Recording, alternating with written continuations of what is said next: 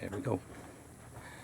Hi, I'm Dan from Dansha Farms, and today I want to demonstrate one of our newer milkers.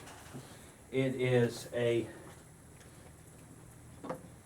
battery pack milker, has its own separate battery pack. You can order separate battery packs if you're doing a lot of animals. We want to demonstrate how to use this. What's nice about this milker is you can put the battery pack on the clip, plug in to your battery pack, and plug into the milker, and you're good to go. Let's try to milk this goat. First thing you want to do is to help prevent mastitis. Whenever you're milking an animal, it's very important that you clean your hands. You can even use nitrile gloves, which I just washed my hands and I sanitized them. Nitrile gloves will give you a definite advantage by not passing germs to her.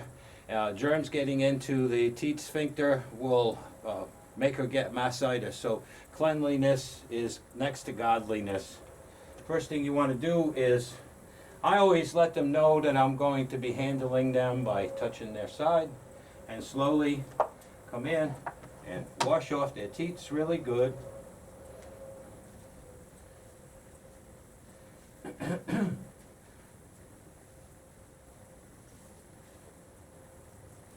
And the teats develop a mucous membrane so that the milk doesn't pour out. So by hand you want to just squirt a little out of each teat. That breaks the membrane and allows you to get started on milking. So let's see what we can do here. It's a good idea if you wanted to get a 5-gallon bucket, put your milk bottle in the bucket, because you don't want the bottle to fall over and you don't want to get milk into the pump. Now you have the capability of using one teat for milking. I advise you do this when you first start milking so that you can get used to it and the animal can get used to it. And once you start getting used to it, and if you don't have a helper, you get used to manipulating the teat cups with your fingers. I have a helper, so we're going to apply both teat cups on. This animal doesn't have a whole lot of milk. She's past her milking stage. She's just starting to dry up. So we're going to give it a shot and try to milk her with the new battery pack milker.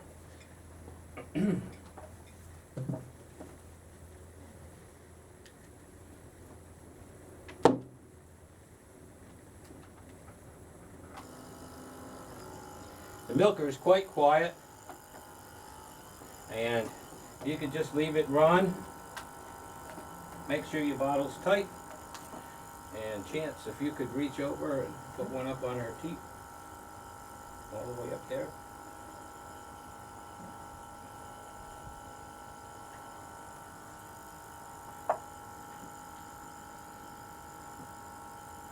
Just give it a little twist.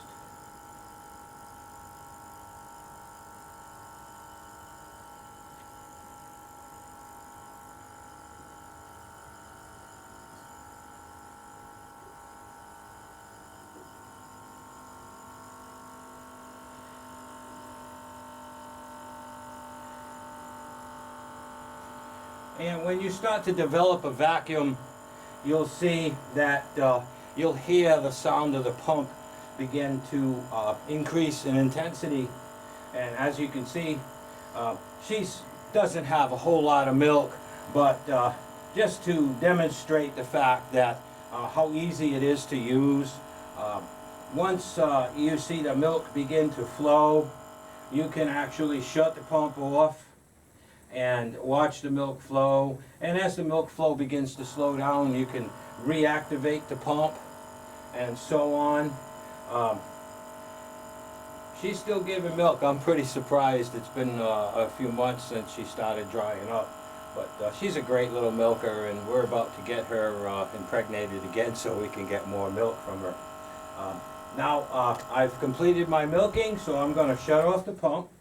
And gently with your index finger between the teat and the teat cup, you just gently release the vacuum and it will pull right off. Now the beauty part about this system is, of course she didn't get very much milk, but it's a sealed system, so you're not going to get contaminants in your milk. So what we do is when we go back in the house, we just pull this cover off, we put a blank one on, and I'll strain it with some cheesecloth. You know, if you really want to, you can boil it and homogenize it. I don't. I know my animals, when they're healthy, we just, we'll bring it up to a boil for a couple of minutes and, make sure it's strained. And that's really about it. And goat's milk is very, very healthy and good for you. So once you're done milking, then you can take your milk assembly, and we have a disconnect here, which you just push, pull, and you can take this whole assembly and put it in a sink with some hot water and some vinegar.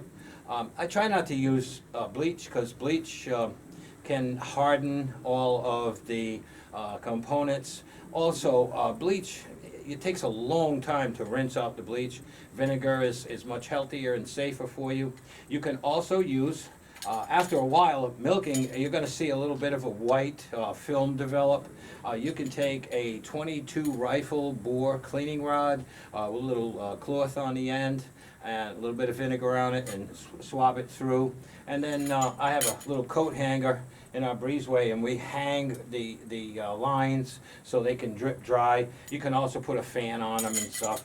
And now once I'm cleaned up here, then I'll take my battery pack and we'll take it into the house. This is such a simple system, so easy, user-friendly. Pull off your cord,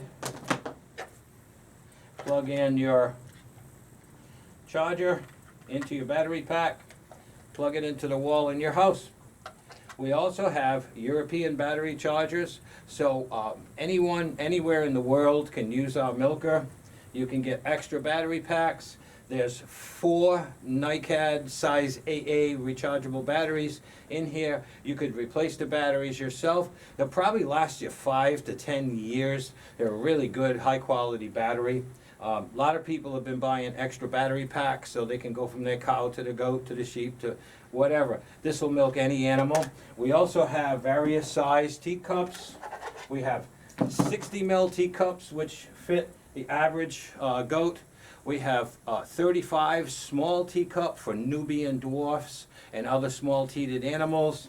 And if you got sheep, in a lot of cases, sheep will require the 20 ml teacups. They're really, really small. Just let us know and we'll put them in the box for you.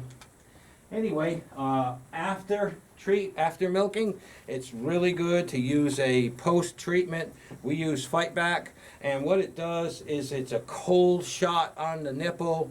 It will close the sphincter, and it also will disinfect. Anyway, call us.